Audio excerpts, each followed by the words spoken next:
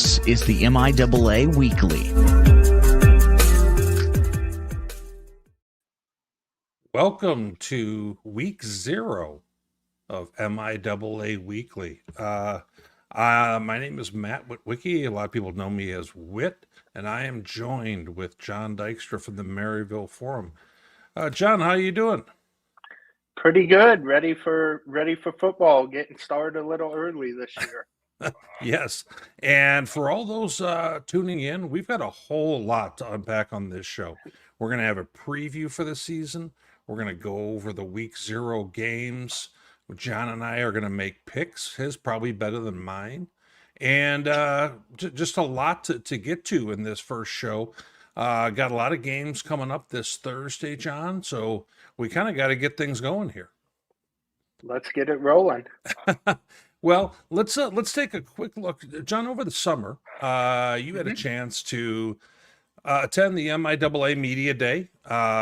Great photo of all the coaches here, and I know you were there. I'd be remiss if I was going to say, our guy Brandon Meisner, who's normally there, who I'm kind of filling in for, pinch hitting this year for him on this show. He was not able to make it because he had a stroke back in May. So if you're not aware, we've kind of socialized that on some of our other platforms. But normally that's a guy that you would be kind of sitting in the back of the room with, Jon. And I know that they mentioned him earlier, right away. Mike Racy did, the commissioner. Was it kind of a weird thing without Brandon there? It was a little different. Like you said, we generally sit in the back. There's a group of us back there that'll sit and ask a few questions here and there and things like that. So he was definitely missed. Like you mentioned, Commissioner Racy spoke about him, and as did the MC for the night, Matt Trenton with Bearcat Radio, spoke on him too. And I know we'll get to some stuff later that the Bearcats and Minnesota State Mankato are doing. But he was definitely missed, and we're all wishing for the best for him and a speedy recovery. Yeah, we're hoping that our guy can make it back to a sideline sometime here during the 2024 campaign. For those who are curious about what's latest with Brandon, he is still doing ongoing rehabilitation after his stroke, and we're kind of filling in for this fall campaign and hoping to have him back after that. But Jon, let me ask you, as I take a look at the room here and whatnot, the MIAA is, I think, maybe the best media day in Division II. What were some of the things that Mike Racy, the commissioner, shared with you guys? Any new developments or things like that upcoming for this season that come to mind? It was a lot of the same, not as many changes this year, rules wise, and things have been in years past when replay got implemented and all that. It was a little bit of an update on that, and then obviously the main gist of it is talking to the coaches. Phil Laurie, the supervisor of officials, also speaks and kind of updates. So, like I said, there weren't a huge amount of rule changes this year, but was week 0 one of the bigger points then? Yeah, at that point, because you guys, the MIAA, I've said for a while, it's kind of ahead of the curve, Jon, with regard to rule changes and things like that. So a lot of leagues this year have been talking about different rule changes. The MIAA, not quite as much, but the week 0 is a big impact, right? Yeah, week 0 is the big thing, and that was almost a necessity this year with the MIAA dropping down to 11 scheduled or 11 teams that are on the schedule, right. With no more Lincoln, and then Northeastern next year it'll drop down to 10 teams in the league. So that'll make it a little simpler. But yeah, it was almost a necessity with the schedule this year. And they were able to push that through and make that happen. So that's why we're joining you this week versus having another week off here. Yeah, and we'll be here next week too, by the way, guys. This isn't just a one-time thing. But at the very bottom of the screen, the 38th spot, Mike had mentioned that there's going to be some television coverage for the MIAA locally. Tell me more about that. Yeah, they've added a local station, 38th spot in Kansas City to do an MIAA game of the week. They're going one to each campus throughout the year. So Oh, okay. each school will have their opportunity to host that and kind of showcase their university on local TV there in Kansas City, which obviously is exciting. And you'd know more than me on this is pretty unique nationally, I believe, though. Correct? Yeah, yeah. I mean, I'm trying to think back. We had I'm up here in Sioux Falls, South Dakota. We had Hmm. Midco Cable, who was covering the Northern Sun up where I'm at on Thursday nights. They have Thursday night games, John, that they set apart. Okay. I'm gonna guess it's been 8 or 9 years since that's occurred, Oh, and they had that same idea where it wasn't just gonna be all about the top three teams or something like that. yeah. But it's real hard for Division 2 to get a television spot of some sort, because you're probably gonna have to pay out a little bit of money so that you guys can get the coverage, that type of thing. So it's always a Mhm. little bit of a challenge with that. It's not like the networks are beating down the doors of D2 schools to come televise their games. We get that. So I know MIAA fans are familiar with Midco too because they do basketball tournaments. When we get to the regional tournaments every year, that'll yeah, be where those games are. So they yeah, do a pretty good job with it. I would agree. I would agree absolutely. Well, let's go ahead, as we kind of move through. We talked a little bit about, we moved from media day. Now we're taking a look at the schedule this year. A little bit different, as we were kind of alluding to before. I kind of like this grid just for a quick glance. We have the teams on the far left, and then the number for each week that they're playing left to right across the top. We're going to talk about some of the big games this week, but, as you take a look on those first handful of weeks, what are some of the things that catch your eye, John? I mean, the biggest thing is non-conference games. We haven't had those and it's since I've been covering the league. I've been covering it for a little while now. So it's good to have those back. We'll get into it. There are some marquee matchups, but just having those you really notice it in the first 3 weeks, week 0 through week 2, I think Right. of the real primetime matchups, and it's going to be fun for the MIAA, which many consider the top league in the country. I think many in the MIAA would certainly echo that thought, and now they get to test it against some of the best teams in the country coming either to MIAA stadiums or MIAA teams get to go on the road and experience some of the really fun atmospheres across the country. Yeah, yeah. And truth be told, and I'd kind of posted this on our message forum, but I'm going to be swinging on down along with our national guy Chuck Bittner, and we will be coming on down for the Bearcats hosting Minnesota State Mankato out of the Northern Sun, the conference that I've covered for since 2013, which makes me feel old now that I've said that. And we're also gonna head on over on Saturday. Chuck and I are to go to the jungle and see Ferris State go play there. So we couldn't really pass that up, John. If we're gonna head on down and No, see our guy Brandon, down in Kansas City while we're down there. So getting to do a lot of things on our trip, but we're gonna go ahead and kind of start taking a look at the breakdown of each team. yeah. Now, for those who are tuning into this show, you probably have a good idea of these squads, but we're going to go ahead and break them down in order of the coaches poll. And the coaches had Central Missouri, the Mules, and Coach Lambo and his squad ranked number one. Let me ask you, do you think they got it right? And tell me a little bit about why they did, if so. I think they got it right. I don't think there's another way you can really go with it. That the Mules shared the conference crown last year. They lost the 2 point game to Pitt State last year, but really 2 2 point losses were all the Mules had last year. One obviously Pitt State and one in the playoffs eventual national champion Harding.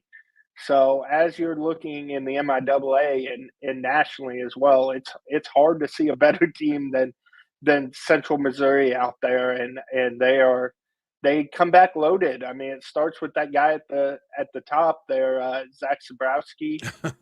You're going to have a hard time finding a better quarterback in the country than him. I know all last year put up Harlan Hill numbers, eventually won the award, obviously, and he's got a lot of his weapons back. So they're a scary group. John. After I was down at the national championship in Texas, and walking off the field, there was a lot of people who had the sentiment of, Central Missouri may be the second best team in the country. And that was after a one-sided game between Harding and Colorado Mines. And the fact that they're bringing back as much as they are, I think that's I think that same thought still reigns true. Let me ask you, because you realize that I'm going to ask some of the hard questions while we're looking at this, not just how much they're bringing back, but defensively, is this club good enough, or are they going to have to outscore people? Outscoring people is always going to be kind of what they do with that offense. You saw it last year, but they've been shopping a little bit. They've got some guys coming out of the portal. One guy well known up here coming from Northwest Missouri, all MIAA safety with Charles Gaddy. But they've been adding some guys, and obviously offensively they've added a lot of guys because people want to play with Zach Zabrowski and play for Coach Lamberson. But defensively, I think they'll be improved this year. You can kind of tell where their bread is buttered, though, by if you look in that corner, the guys that represented them at Media Day, you had an offensive lineman, a really good one, and Gabe Clark, and then Zabrowski. Most teams tend to bring an offensive guy and a defensive guy. They know where it's buttered, with Coach Lamberson obviously specializing in the offensive side of the ball too. So we talked a lot of offense at Media Day. No, I totally get it. Well, let's kind of move along and see who's up next. I think fairly predictably, Pitt State was number 2. I think you would probably have had a bigger question about who was going to be number 1 versus the 1-2 here, given the seasons these two squads had a year ago. Now, Pittsburgh State's geared quite a bit differently, John. They're not trying to necessarily outscore you, and are probably one of the better defensive teams in the country. What can you tell us about the Gorillas coming in this year? Yeah, I was a little surprised that it wasn't a little closer between 1 and 2, honestly.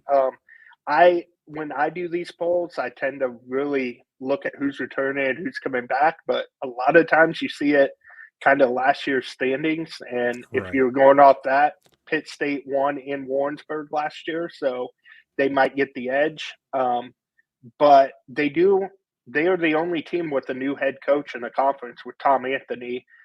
He's familiar, coming back from a couple years as the DC, and then was gone for 1 year and came back. But they have that change, but it's nice having Chad Dotson Jr. back at quarterback. I think they rotated a little bit last year, and I think that might have hurt them a little bit in big games, especially in their loss to Missouri Western, and then once you got into the playoffs. But now he's back. He's the guy. He's got one more year there, and he's really good. And so is that defense. In watching their playoff game last year against Grand Valley, they kind of caught Grand Valley after Grand Valley had played a really emotional game against Ferris State to start up the playoffs. And I think Pitt State really had them for the better portion of that game, John, and then kind of fumbled it and turned the ball over, in the back portion of that game, and kind of lost their edge. I thought that was a very winnable game and could have kind of changed a little bit of the trajectory of maybe how things would end up in the playoffs last year. I mean, as you just said, people at the national championship game were saying Central Missouri's second best team in the country. Well, if that's the case, Pittsburgh State beat them on their home field last year. So they were as good as anybody last year.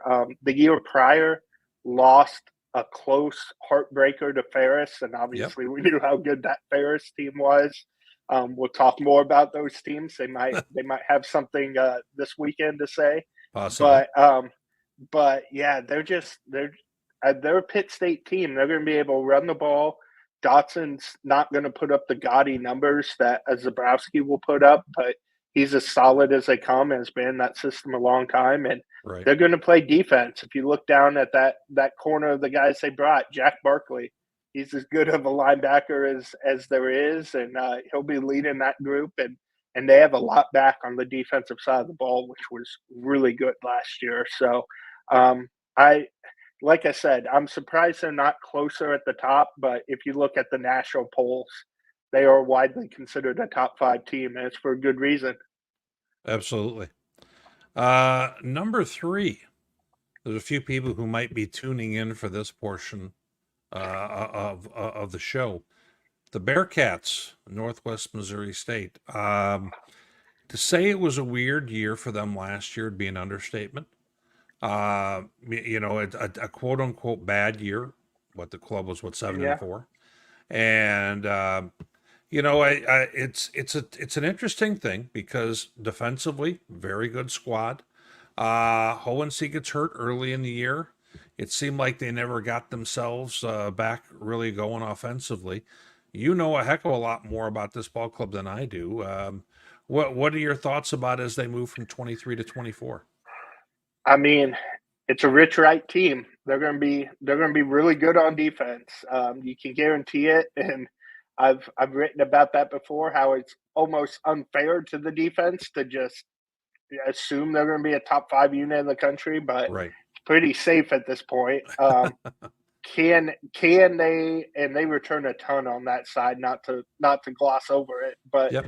the question is, how can that offense develop? They return or they lose nearly all their skill players from last year. Jaden Brady, who you see was a guest at Media Day, he returns. He was actually the starting running back prior to the year and got hurt in the scrimmage right before the year, missed the season.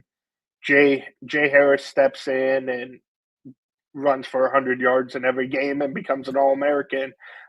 So having Jaden back, he's a different type of runner, a local kid here, but he's going to be looked to as a leader of that offense as they try to break in a young quarterback. Whoever it is going to be an inexperienced quarterback. I'd lean towards Chris Runkey at this point. I think that's what the tea leaves say, but they haven't made an announcement yet. So offensively, they do return 4 of their 5 offensive linemen, which is a good starting point, obviously, for that young quarterback and developing running game. But that's the key. Can they score enough points? Because the defense might not require them to score too many, but they got to score more than they did last year. Yeah, absolutely. Moving along after that, I think those first 3, there's almost everyone that you see has those 3 teams top 3. Then after that, you can see a little bit up or down and a little bit of movement after that point. Now the coaches have Emporia State here. Obviously, they graduate a historical player at quarterback. What do you see in store for the Hornets this year? I mean, they've done it before with graduating a historical player at quarterback, and Garen Higgins, he finds a way. He's been doing it a long time with a lot of people would say with less in terms of resources at Emporia than some of these other schools we've talked about.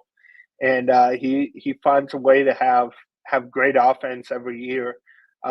Tyler Commons, as good as they are in the country at receiver, they lost some weapons around him, so that'll be interesting. And then Billy Ross Jr., though, experienced tailback back, can kind of do it all out of the backfield. Those guys that Coach Higgins really likes back there. And by the way, he's on my fantasy team. There you go. So You stole him I'm away not saying from that's Ferg. important, but I might be counting on him. Wink, wink. Week 1 or week 0, actually. But carry on, John. I had to interject that. Oh, that's worthwhile. Ferg's tuned in, I'm sure, and is Yes. regretting that. Anyway, Common and Ross are the big returners, but finding out who becomes that quarterback is the interesting thing, and it changed on media day. In fact, so hardly any of us at media day knew it at the time, but they have a new quarterback on campus. He hasn't been named a starter yet or anything, but Gunnar Gundy, yes, Gunnar Gundy, who actually took real snaps, not just mop-up duty either at Oklahoma State, obviously for his father, Mike Gundy, has transferred to Emporia. He kind of had a circuitous route. He went to Ohio, I believe, in the before, and then didn't make it to a year there, and then ended up at Emporia. So he's back. Right. They've had a good history with those crafty lefties at Emporia. So it'll be interesting to see what he can do. And I kind of think they go as he goes. If he could come in there and do a Braden Gleason impersonation, they're going to be pretty salty again. If he's not quite that good and they have to rely more on things other than their passing game, then they could be a little step back. So Emporia is a real wild card in this, I think. I could agree with that.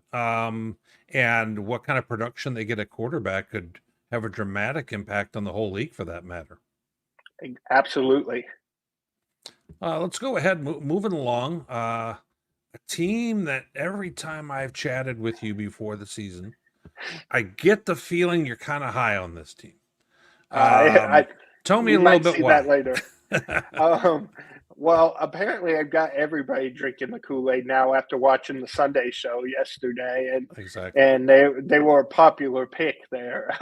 Now I'm a little bit more nervous about him. But Hayes returns a ton. You see it there on the graphic.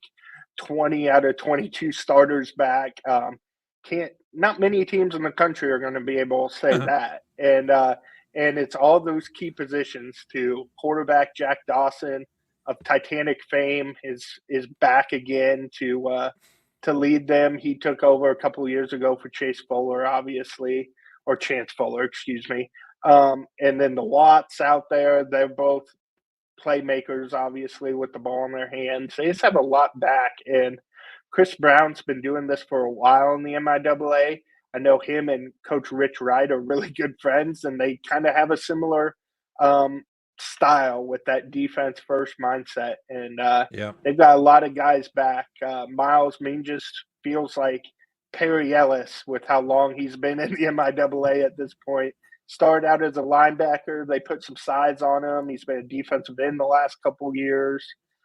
Just a really good player, and their linebacking core is really good too with Johnson and Williams and all those guys out there. So we'll talk more about them a little later, but I am high on this team, and I could see a debate for them as high as number 3 in the conference in the preseason poll. And honestly, I could see them higher at the end of the year. Well, I think with their opener, and you can see it on the schedule there on the top right of the page, hosting Angelo State here in week 0, it's going to be a little bit of a prove-it game for them in terms of if they win that contest. I got to be honest with you, they're going to be ranked in the top 25, and it's one of those kind of games that's going to have a real big impact, and it'll be real interesting to see how that turns out. In my top 25 polled Smid to you guys this week, they were 25. I kind of saved that spot for somebody that I don't think is going to get the love nationally. A lot of times it's an MIAA team, sometimes it's not. But they snuck in there in my poll because, as you said, I've been singing their praises all off season. So Yep. So next up, we're looking at Missouri Western. Now, the Griffins were this close to being a playoff team a year ago, John. They've had some changes year over year. What can you tell us about them? It's the 6th team ranked here by the coaches. Mhm. What is your outlook on them? Well, first it needs to start. Tyler Fenwick's in his second year. If Josh Lamberson doesn't do what he does last year, he's probably the MIAA Coach of the Year for doing what he did last year with that team. Yeah.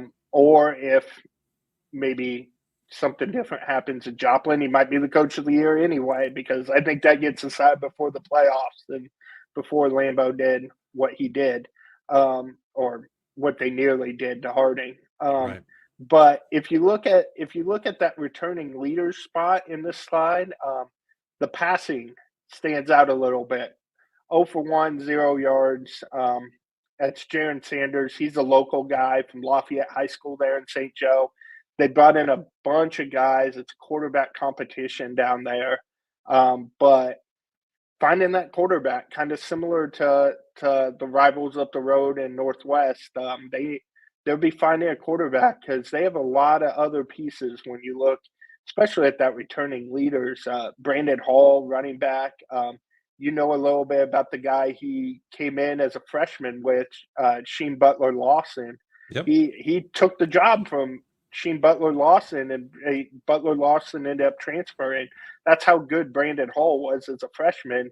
He's Right. been injuries every year, but they have a lot of weapons on the outside with Bennett and James and all those guys. So if they can figure out that quarterback, Fenwick has proven that he can coach some offense in his previous stops. They're moved back some slots. They're at the 6th spot right now. Yeah. Before we get into kind of how you have them ranked, do you think at face value that's a fair move? With some of the other teams maybe bringing back a little bit more. I think so. Definitely the Joplin game, I would say, probably left a sour taste in people's mouths, Yep. and that's your last impression. The question mark at quarterback's a thing, and unlike Northwest, they don't have that elite defense that you kind of lean on to bump Yep. them up a little bit. They were very good last year. Dakari Streeter, CJ Ravenel. Dakari Streeter was the MIAA Defensive Player of the Year last year, Right. defensive tackle.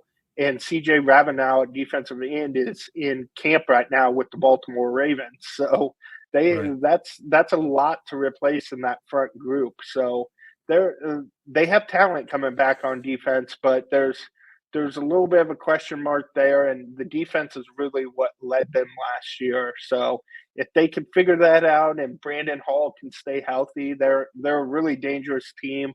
And this middle of the pack is kind of jumbled. I wouldn't argue a lot of different ways you could have this sorted out. Interestingly enough, they play Fort Hayes, who we just spoke about a moment Yeah, ago. They play them in a week. So they get that's that yeah.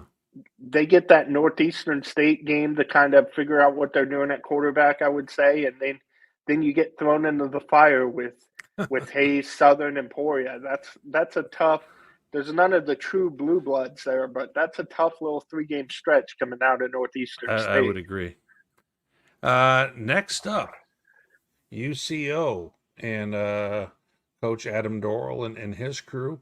Correct me if I'm wrong. This is now coming up for year 3 with AD Yes. there. Is that right?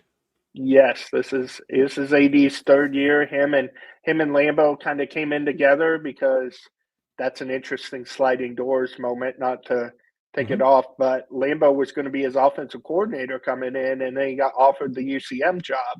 How do things change if Lambeau is the offensive coordinator at UCO to kind of get that off and running? But that's Fair a point. that's a sliding doors moment that we won't ever know the answer to. So, Uh, but yeah, so as we take a look, they're 7th here in the coaches poll. Um, I think there was a lot of people in the MIAA who thought that Dorrell would, by this time, have made a little bit more of a splash. Is this the season? And what do they need to get better at?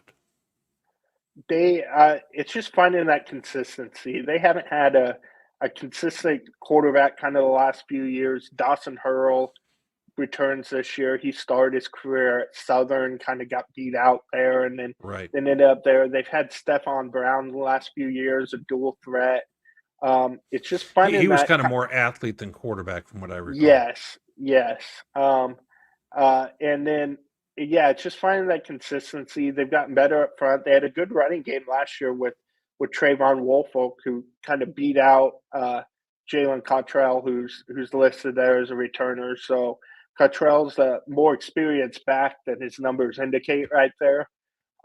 So they have some weapons returning, but it's really finding that consistency at quarterback. As of media day, and I haven't heard any updates on it, it was still quarterback competition. So kind of figuring out who that guy is going to be big for them because Coach Doral, everybody kind of knows him as an offensive line guy, and they're pretty excited about I know what they have coming back there, but finding that consistency both on the defensive side of the ball and then at quarterbacks kind of been the big key. And like you said, I think people in the MIAA kind of expected this rebuild to go a little faster than it has with the facilities UCO has, and Sure. obviously everybody has immense respect for Coach Doral. Right.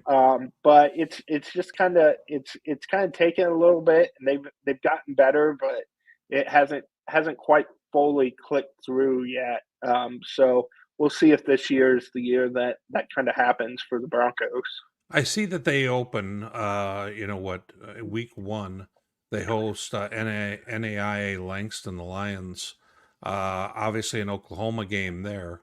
And Mm-hmm. unfortunately, I don't know if you saw this, John, but about 2 weeks ago, the Lions offensive coordinator suddenly passed away. He's about Oh, I 60 had years not seen old. that. So that Langston team's going through a lot right now. And but they have been, I want to say they were a 6 or 7 win ball club last year and have been a fairly capable group. But going through a lot heading on into that.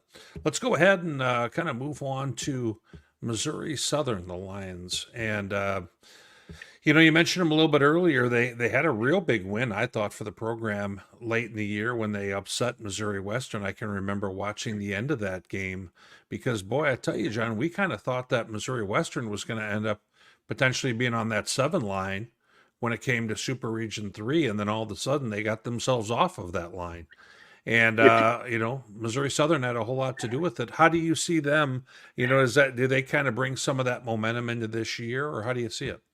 Well, if you thought that going into the day that day, you definitely thought it at the end of the third quarter, up by multiple scores. But the Lions team has a lot of fight, and they've just gotten better every year. They're a program you like to see it for, because there was a lot of dark years in Joplin with the football program and just not being able to break through. And ever since Coach Bradley's been there, it's kind of a running joke among our MIAA media group text thread that I'm a Tiba guy because I'm really high on. I like what he's doing even before the success really started to come the last couple of years. Just his first year, I like the way they were playing, and he's got some guys now, some guys that they haven't had in previous years. So I'm really high on what they can kind of keep doing. He's a defensive minded head coach, but they've got a lot of talent down there, and they're a team that in any other league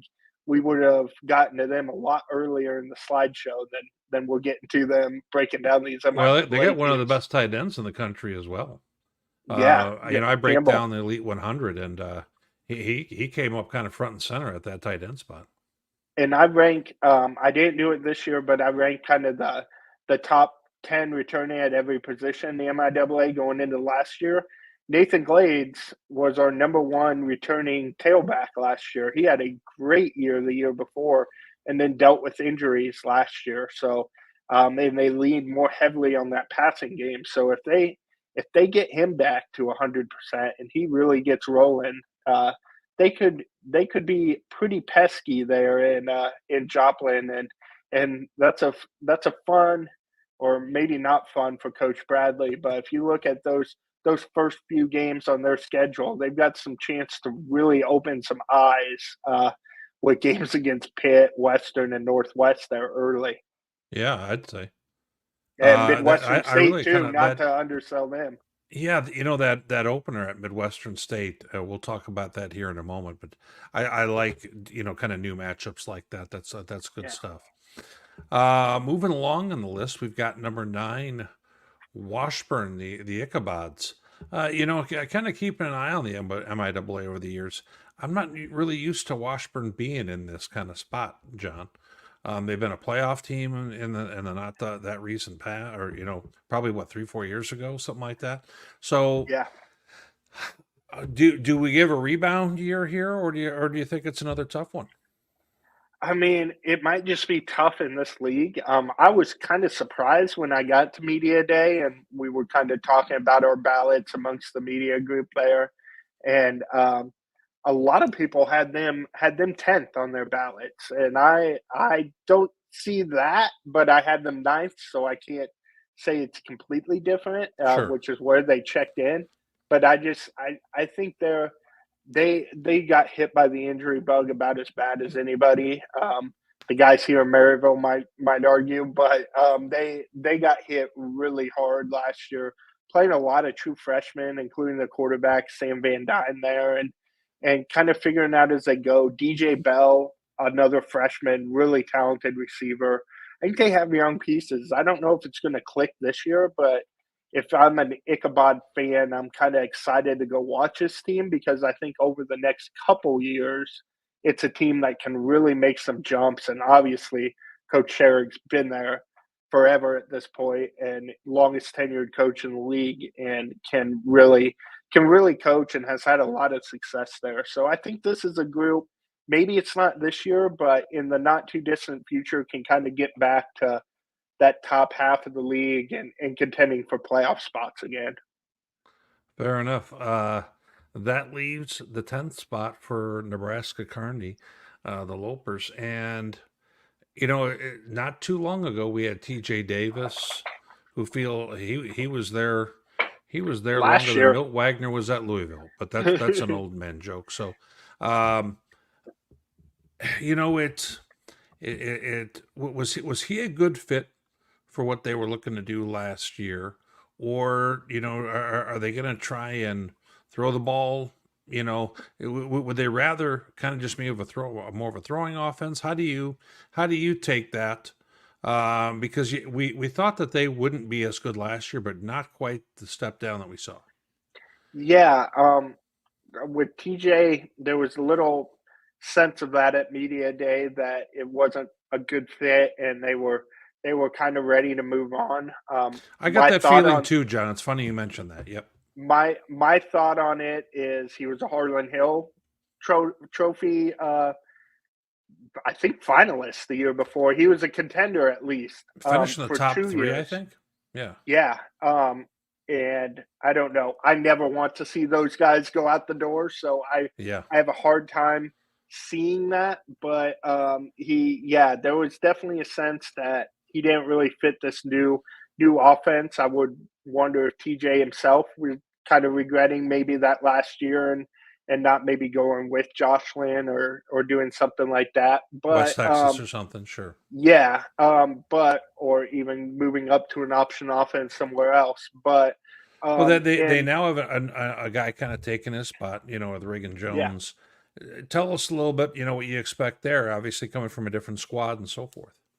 a different squad, but MIAA fans know Reagan Jones. That's for sure. He's had a couple years as a starter at Missouri Western, and he had his share of success. He got beat out, was the backup last year, and then kind of moved on. He's a mobile guy too. He can run, but not the TJ Davis style running. He's more likely to hang in the pocket a little bit more.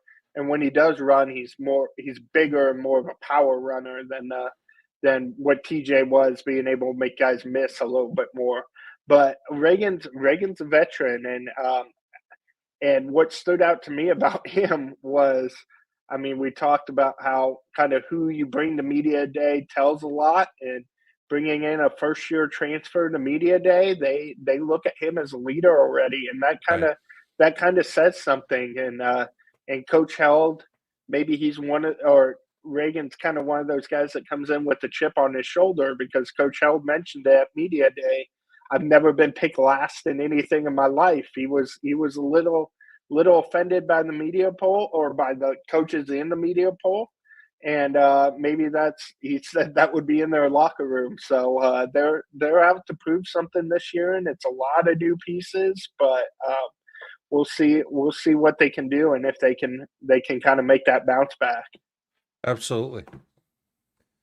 Well, that brings us, John, to the answers that everyone wants to see on the right-hand column in red.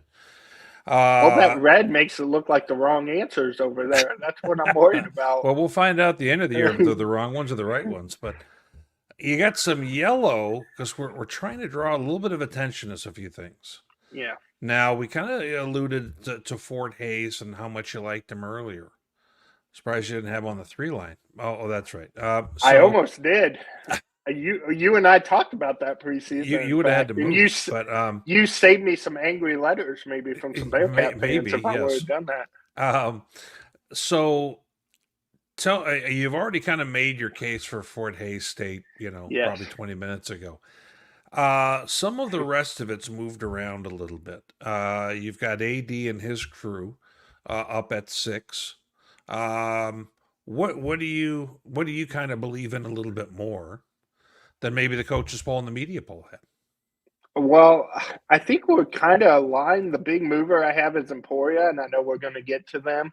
I like what AD and them have coming back. We talked about my love for Coach Bradley and what he's doing down there in Joplin. So right. I just see them as kind of that tier with maybe Western.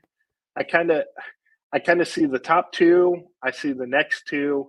And then it's kind of a tier down there to 8. And I kind of reshuffled those teams multiple ways. And it kind of ended up working out with the coaches poll. Everybody's just bumped up a spot there. But I like what they have coming back. And I just don't think there's quite as many question marks as far as all-American style players that you lose at some of those other places as Emporia, like we'll get to in a second here. Well, the Hornets were looking for something that they could put up in their locker room, and they're going to appreciate the fact you provided it. Now you provided it. This wasn't. Oh yeah, I guess I did share this. Hold on. Watch yourself now.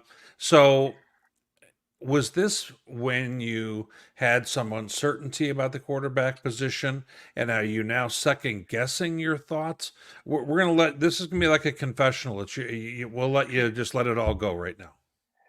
Bingo. If I knew they had a Big 12 caliber quarterback coming in, I might have changed a little bit here. You might have. So maybe you wouldn't have then.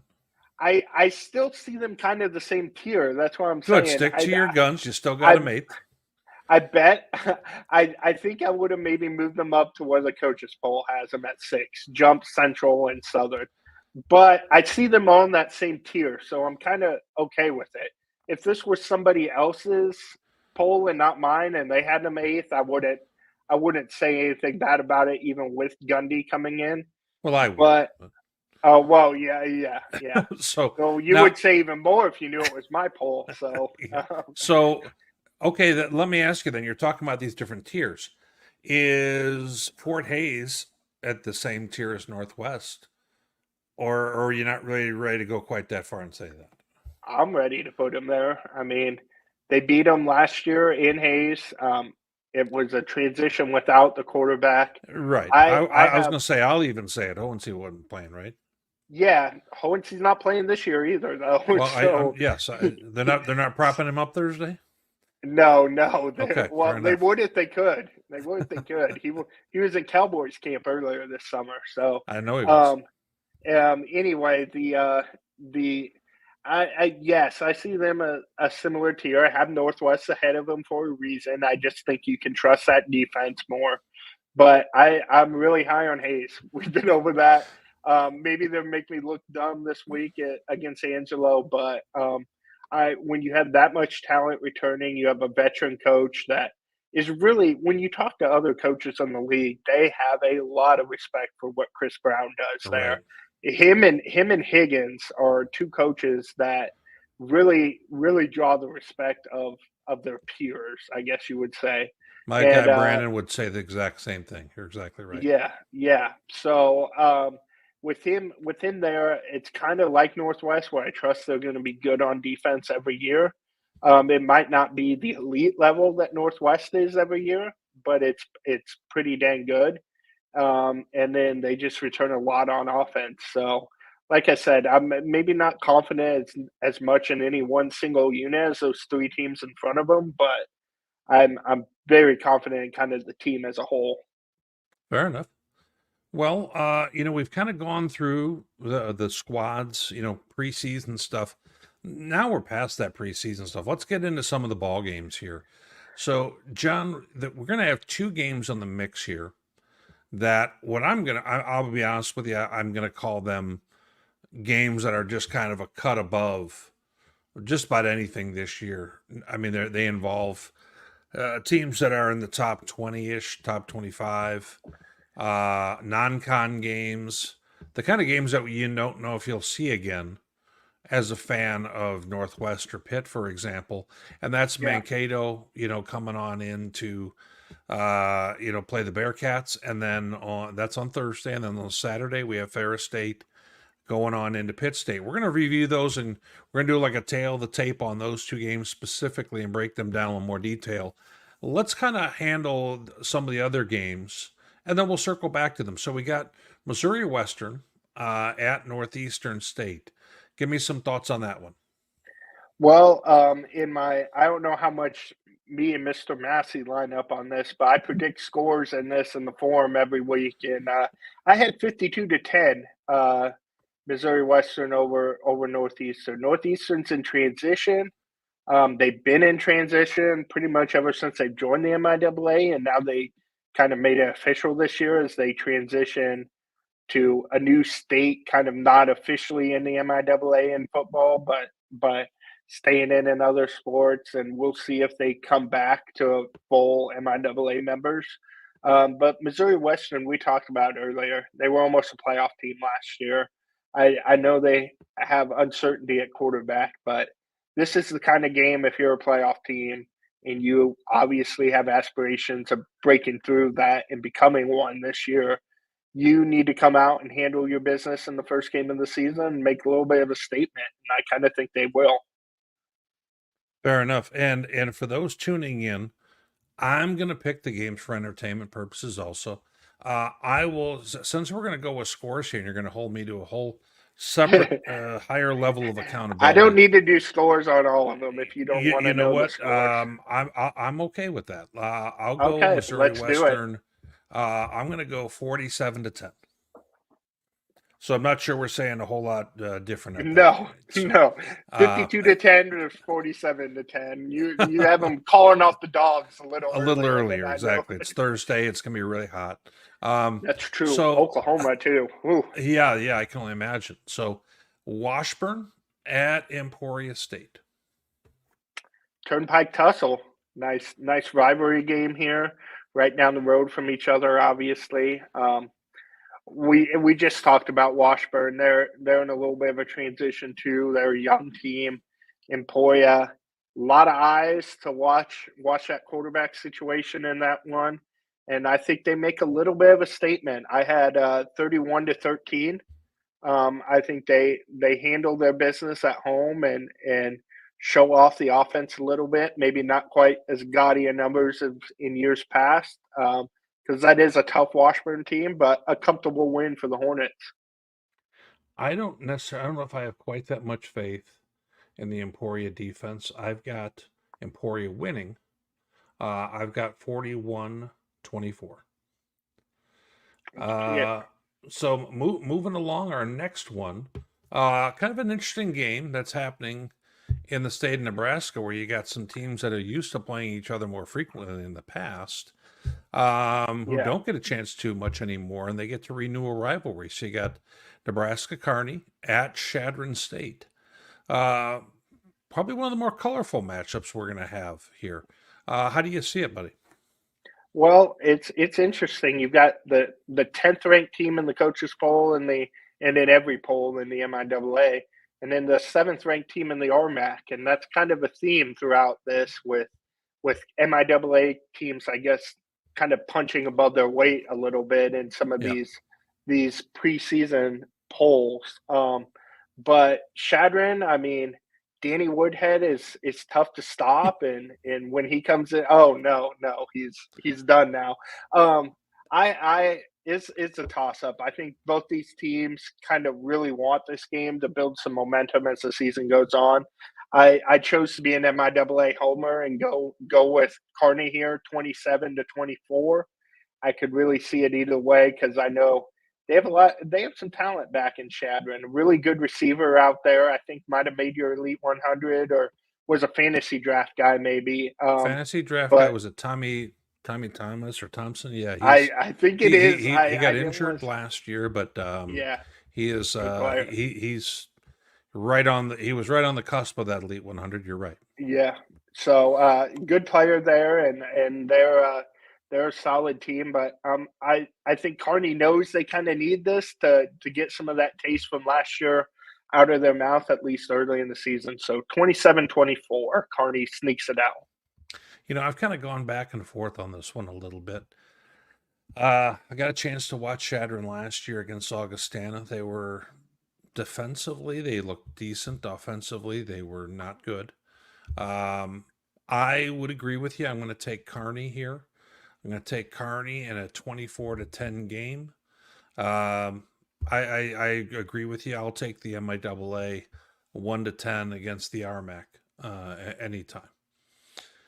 Moving down the slate, we've got Missouri Southern traveling to Midwestern State. By the way, for those geography people, how far a drive do you think that is, buddy?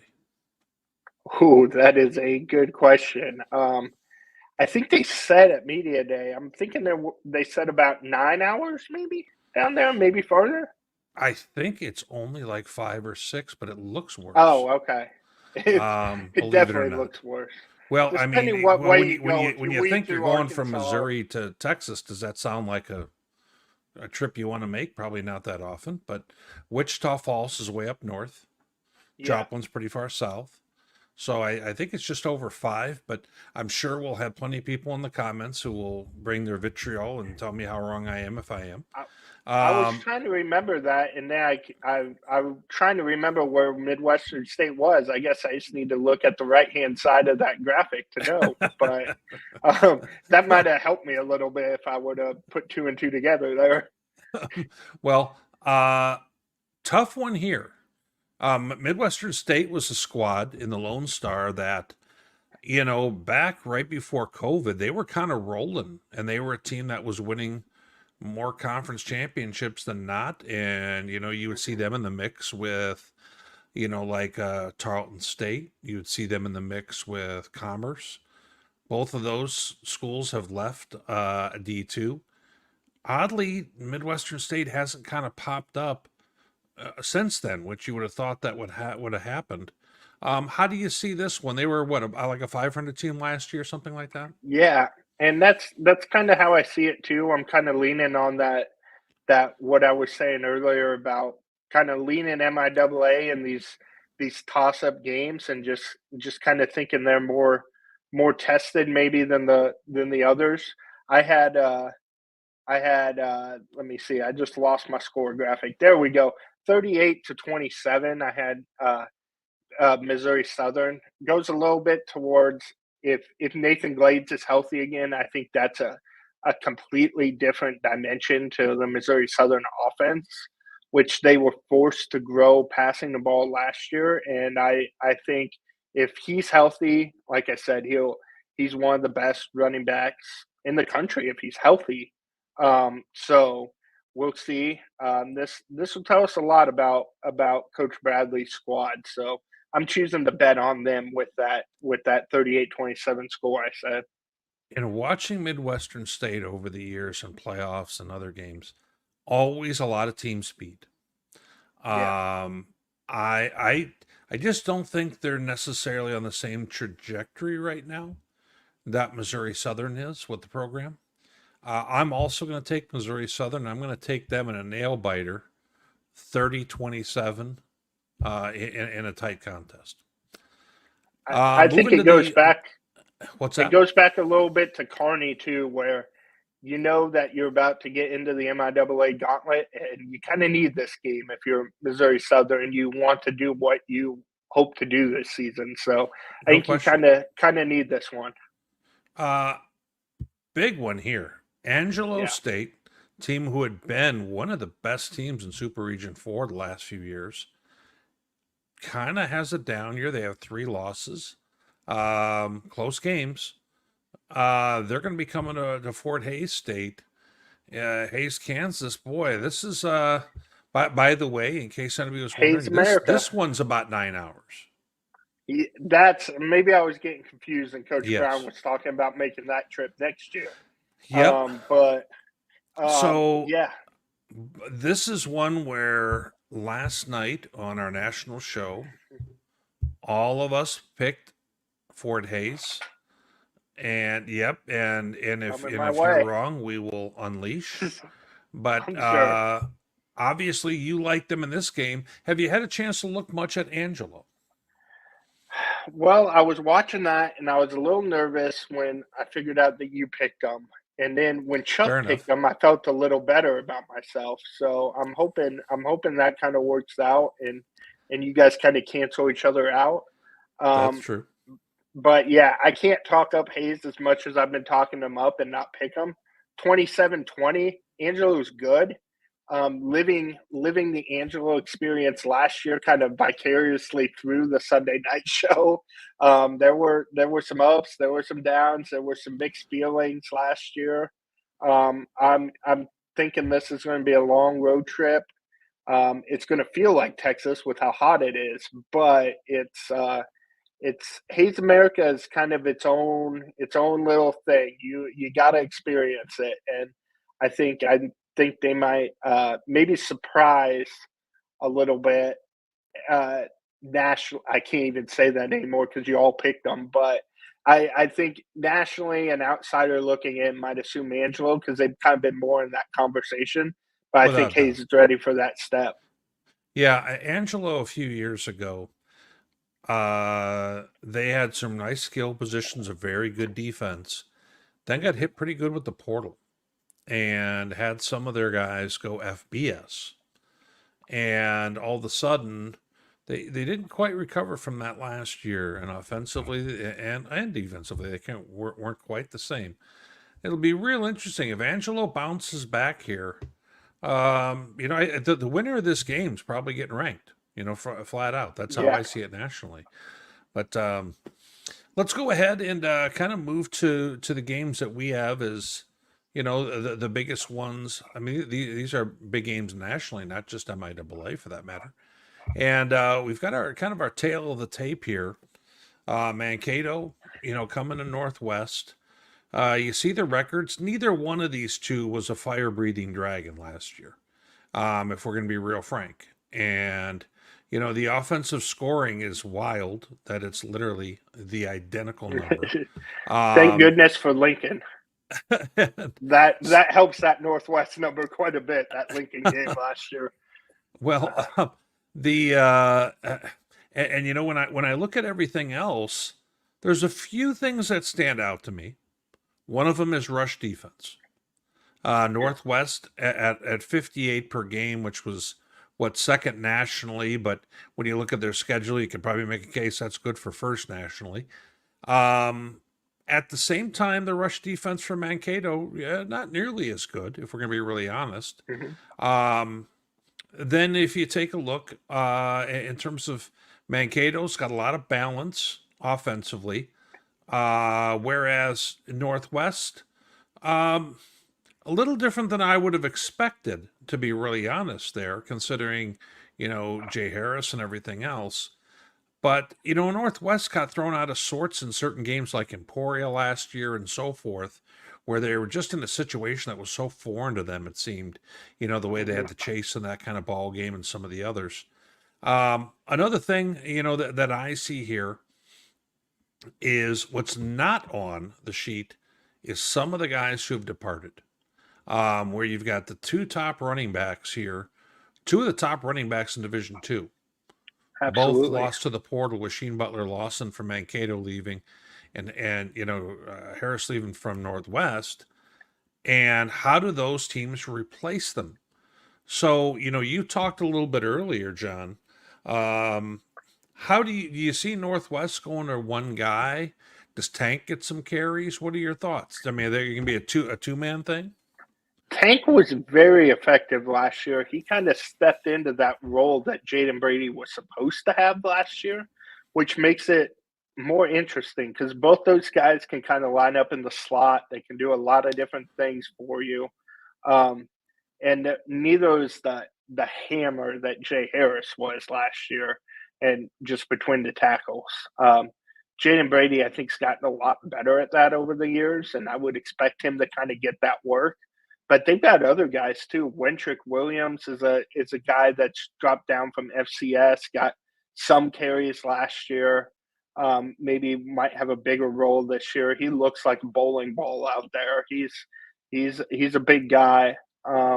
So there's some options in that backfield. Tashawn Porter is a redshirt freshman they are really high on. I don't know if you see him at all Thursday, but they're going to spread that out a little bit with the rushing offense for sure. And How I do know you you have see, they're going to try and run the football. I think Mankato is going to think we're here to stop the run and make the Bearcats pass. That's how I think they're going to take this because Mankato plays a four-man front. They play a very similar look, yeah. style, philosophy to what Northwest does. Northwest has just been supremely successful with it. Rich has. How about you? If they go that route, you kind of mentioned that what your hunch is with the quarterback spot. Is Mhm. Northwest going to be able to hit some shots down the field and pass the ball as well as they need to win that game, or do you think they're going to have a challenge with that? They need to be able to. I think they feel like their receivers are a little quicker this year than they had been in the past. John Jagary is our main returner at receiver who worked in last year, was probably their number 3 guy most of the year. Um, and they also converted cornerback Andrew Bradley to receiver this year, and he is straight speed. There's not much not much doubt about what they're going to try to do and get him the ball in his hands. He's a returner too, so I think they think they're a little bit more athletic out there than they even were last year. So that's going to be the question: is when teams load up to stop them, can they hit them over the top? And that question remains open going into week 0. Now, will the Bearcats be able to run the ball as well from the quarterback position as they have in the past? As they have the last couple of years, yes. Is it pre-injury Josh Lamberson? No.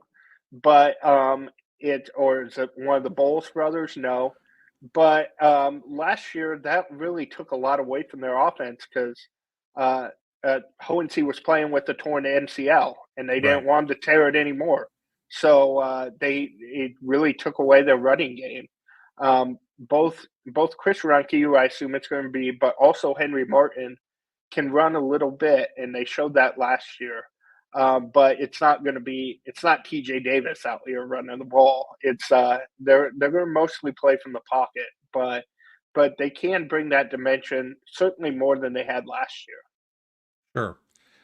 Now, for Bearcat fans who aren't terribly familiar with Mankato, I'm going to go ahead and kind of show them another image or two. Um, Ryan Schlichty, their quarterback in the late, 2015 and 19 window of time, when they lost in the national title game to West Florida, he was the starting quarterback and had been the starter there the better portion of 4 years. He then took a job at Northern State, the Wolves, as their offensive coordinator right out of COVID. And they went ahead then and, sure, and he was on staff 1 year and then ended up being the OC the next. And, he did not have necessarily the same ball club, Northern State, as what he's going to have with the Mavs But it's an interesting little piece because Todd Hoffner, the head coach, had called the offense the last few years. So, you know, I would imagine Rich is looking a little bit at what the Wolves did and a little bit at what the Mavs did and trying to find some spot in between as to what they may do.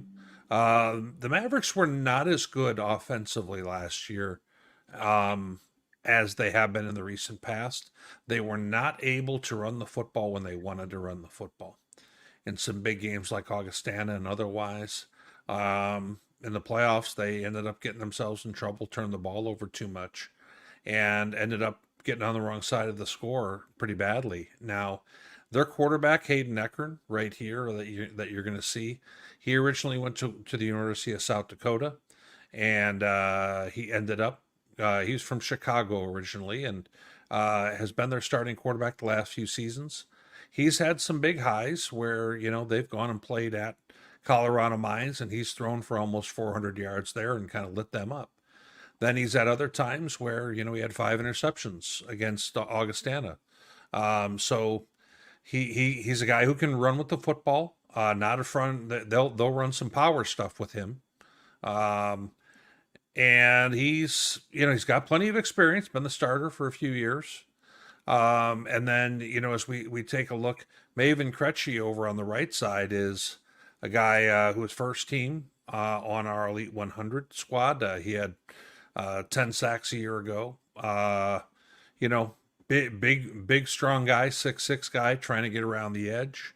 So you're going to see some interesting matchups with some, obviously the Bearcats have a top shelf D end also. So we're going to see some interesting things come Thursday. And as we kind of circle on back to this, who do you give the advantage and kind of which direction are you leaning and why? I think, like you said, it's going to be an old school football game. It's going to be first one to a pretty low number, in my opinion. And that low number is 14 that I have down. I have the Bearcats winning 14-13. I think it's going to be both teams are going to load up to stop the run. Maybe Northwest a little less so just because of the faith they have in that defensive line. And it's going to be, can you hit a couple big plays over the top and maybe the score elevates more than that if the teams can. But I think it's going to be a field position game, a couple veteran coaches going at it and kind of feeling each other out. Before we get your prediction, though, I'm going to ask you. I was looking at the NSIC coaches poll, and Mankato was picked third. That really surprised me, given the success they had last year.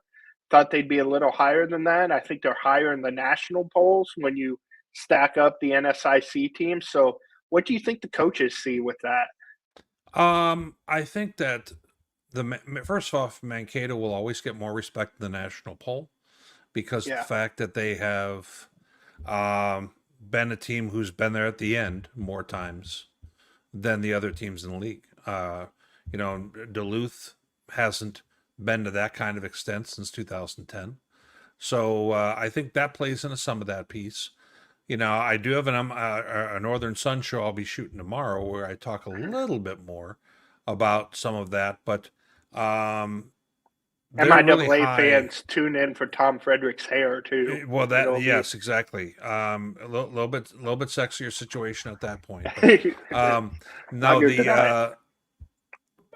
But, the coaches have been real high on Duluth this year, and I'm kind of going back and forth. I'm not sure if I'm quite as high. So in the Northern Sun right now, there's 5 teams that you could probably shuffle around and come up with who's going to be the top 5. And I would say there's no conference quite to that point in the rest of the country where I could say that honestly. So no Central Missouri situation. So like for example, Bemidji State's 5th. Bemidji State's won more playoff games than any team in the Northern Sun last few seasons. They've been very good. So I think respect's coming a little late on them, if you know what I mean. But Yeah, so here's where I'm going with this pick is, and I kind of mentioned it last night, is I think that Northwest defense is the thing that I'm most sure about, but their offense is the thing I'm least sure about. Mankato fits somewhere in the middle of all that. Mankato is a lot more experienced offensively. They're bringing back plenty of guys who have a fair amount of experience, not to mention the quarterback position. Both teams are bringing back 4 starting offensive linemen, and both teams are known for being very physical at the line of scrimmage. Uh, Mankato's trying to replace some guys in the secondary. I'm interested to see how that looks, but I think that they can find a way to get to the passer, and maybe that's not going to be as easy a thing for Northwest to be able to take advantage of. We'll have to see. I think Mankato can do some things in the special teams. And I normally don't talk about special teams, but Todd Hoffner is very good at coaching them. And I have a feeling we're going to see something happen, whether it's a pooch kick or something that's going to go Mankato's way in this football game. But I also think offensively that you may see Mankato actually do a little bit of power running, which maybe that doesn't happen. Maybe Northwest completely shuts it down like they do with everyone else. But Mankato's got a bigger back, Tony Anger, who plays a little bit of tight end, plays a little bit of running back, runs behind his pads more than just about anybody up north. And I'm wondering if he ends up getting some more carries than maybe expected.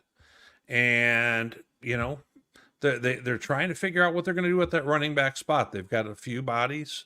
Sam Backer, a younger guy that kind of expected to be taking 20 carries a game.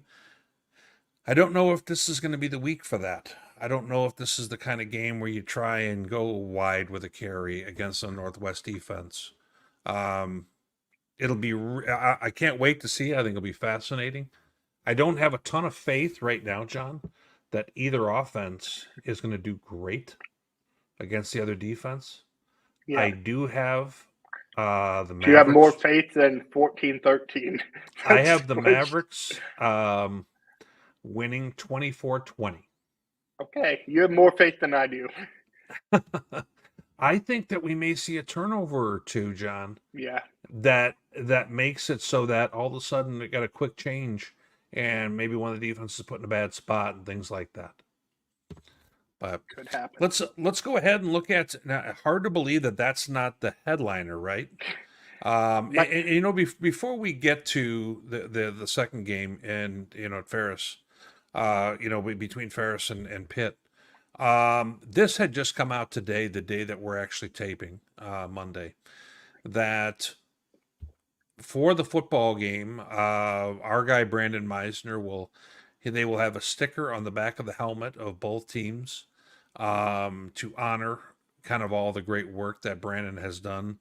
And there's a GoFundMe campaign. And, folks, if I can be real candid, we're at about $22,000 raised in that GoFundMe campaign.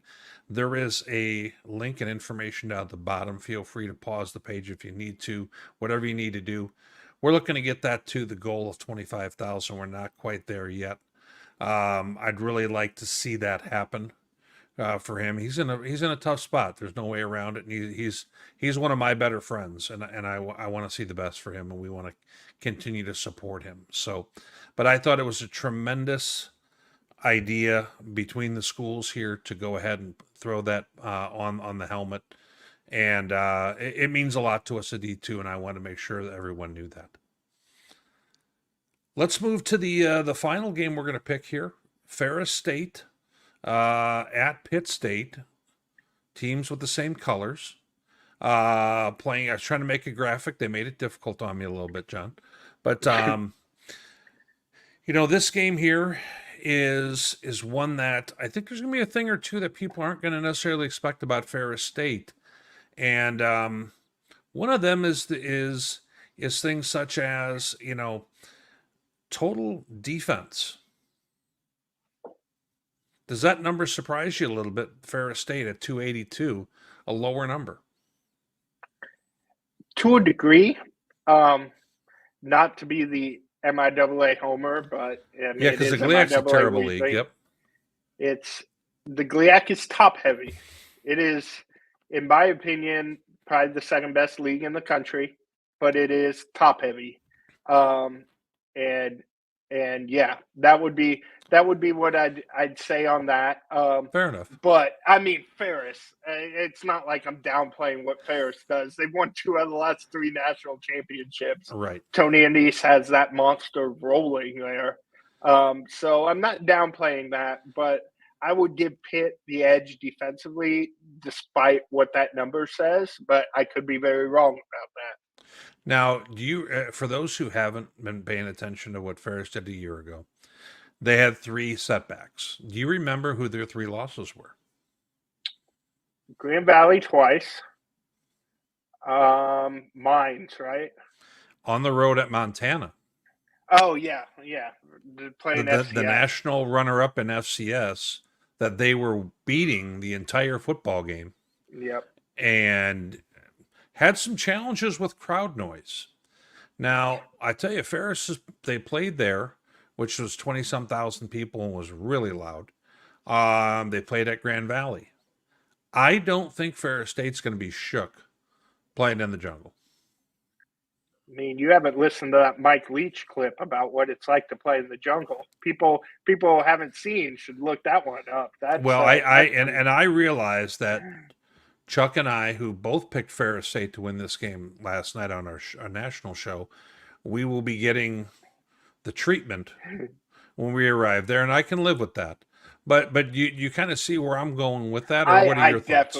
I definitely am. I'm being facetious there. Sure. I mean, they play in big environments. They play in what's been the biggest football game in D2 regular season the last few years when they play Grand Valley.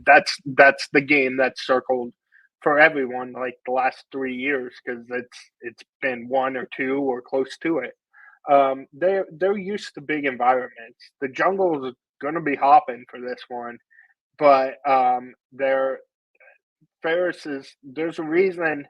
The little joke is that MIAA teams go to Michigan to die because it's been bad news for both Pitt State and Northwest in previous years going to Michigan and playing either Grand Valley or Ferris. And now they come down here. So the question is, can you flip that script at all if you have them in your own backyard? Yeah. Now, for folks who in the MIAA who may not be real familiar with Ferris, we have Connor Neer on the right side, the linebacker who just returned from Oklahoma, where he had gone for a year to play ball there. I assume things didn't really turn out exactly how he liked.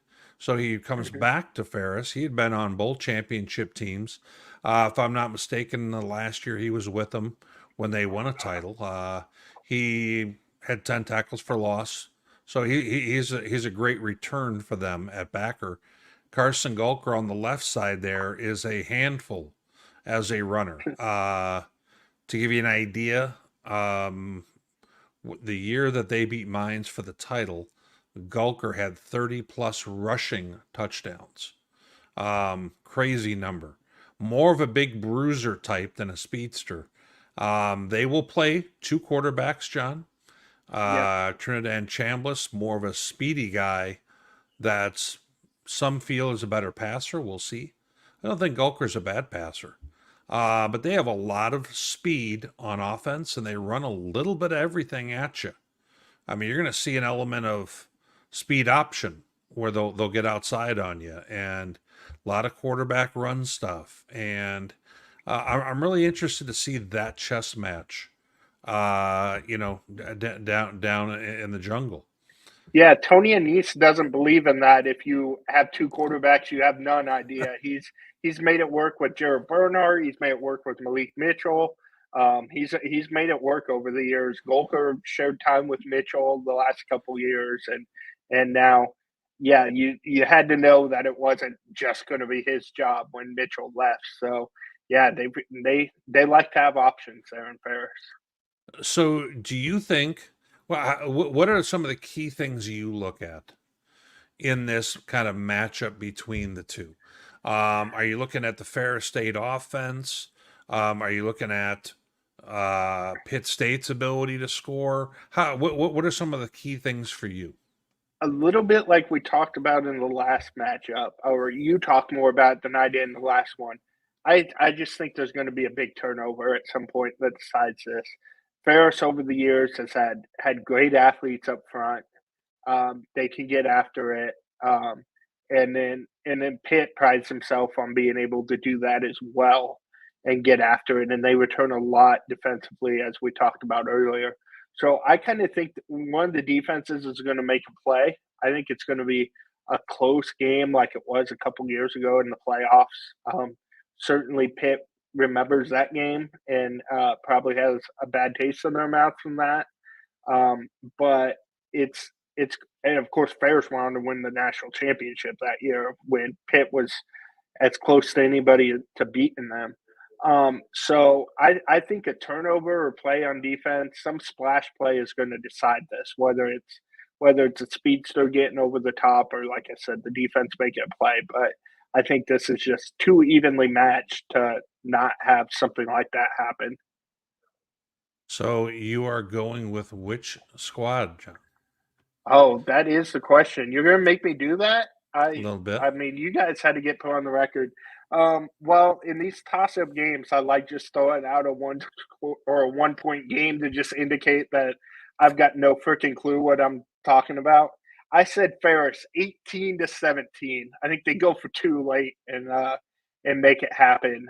Boy, you got these Rainbow low style scoring last year. contests, huh? I like these defenses.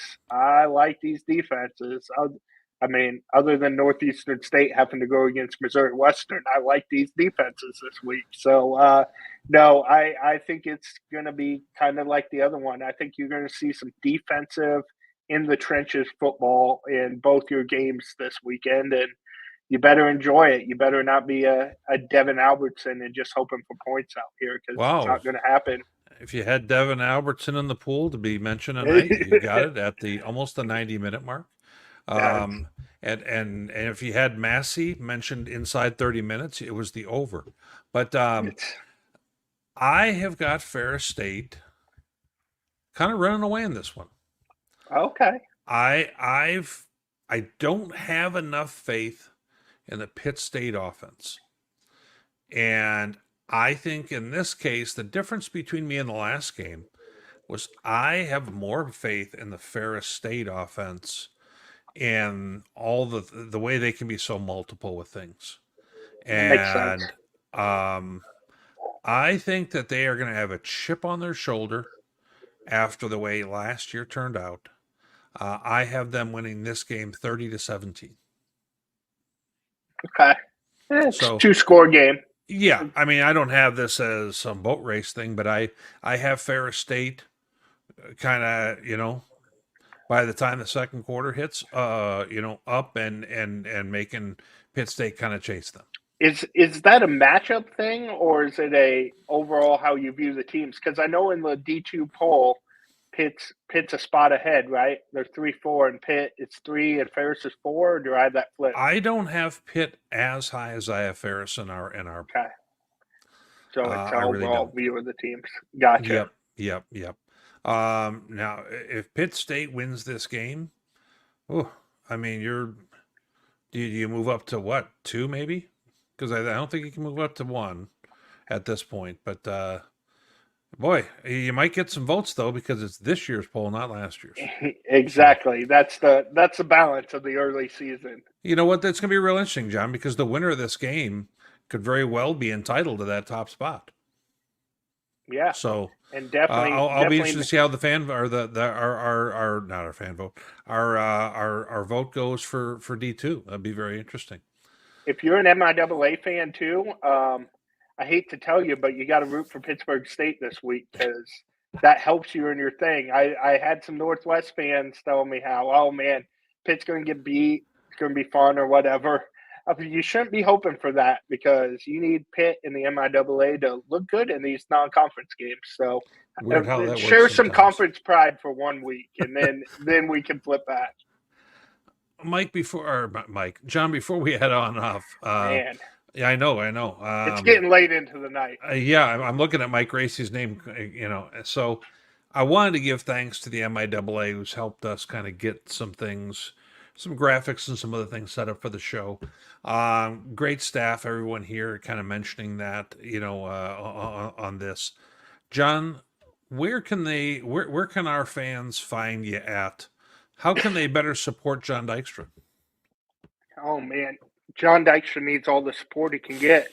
I didn't want to go down that road, but obviously the Maryville Forum is the newspaper in which I work, and we try to give a little bit on the whole MIAA too. Obviously, it's Bearcat coverage every week, but we just did an MIAA preview. If you want to go to the website and look at some of those stories on every single team in the league, a tremendous preview. Absolutely, yes. Tried to be as detailed as possible. So obviously, my Twitter, X, whatever we're calling it these days, is on the screen there, Jon_Dykstra. And if you want Bearcat stuff, it's mostly from the @SportsMDF account, which is the Forum Sports account. So that'll be where I'm tweeting updates from Mankato and Northwest this week and getting ready for that one. That's where you can find my gamer and all that stuff. Good deal. For those who aren't familiar with who I am, you can see that on the screen as well. Northern Sun Weekly, as you can see back there. If you can't get enough D2 coverage, I am on with that with the long-haired hippie who looks like Chris Christopherson. And then I don't blame you putting Tom in your header instead of me either. That's a good move. Get the ladies. Yeah. I just realized that was there, and when I saw the slide, actually, might have to change that. But and he and I have been doing that for a few years. So if you get real bored, there's another broadcast to see. But on the far right, if you're not already subscribed to us on D2. For D2 Football on our Twitter account, you see all the information there at D2 Football. We've got John's Twitter, my Twitter. I am going to ask you one solid is go to our YouTube page, and go ahead and put in D2 Football, pull up our YouTube page, and go ahead and subscribe to that. We're looking for a lot more viewership on there than we're going to have all kinds of coverage this year, John. So we really want to have people there and be able to really soak it all in. So for our first broadcast of the year, that's kind of what we've got. Hopefully you guys got your fill of MIAA. We're going to be kind of making the picks each week, reviewing some of the action as well. And I really appreciate you guys making time. And John, once again, thank you as well. Okay, buddy?